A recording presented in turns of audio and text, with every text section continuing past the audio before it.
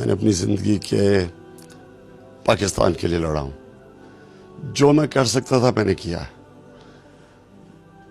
अब मैं चाहता हूँ कि आप अपनी जिम्मेदारी लें। अपनी तकदीर बदलना चाहते हैं, आपको जिम्मेदारी लेनी पड़ेगी।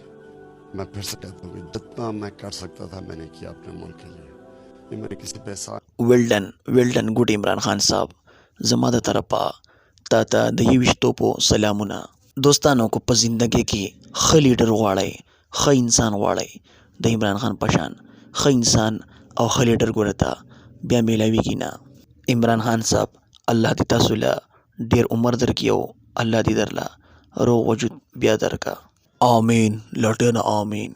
دوستانو تاسو به اوس وایئ چې تاسو د عمران خان سپورټر یې.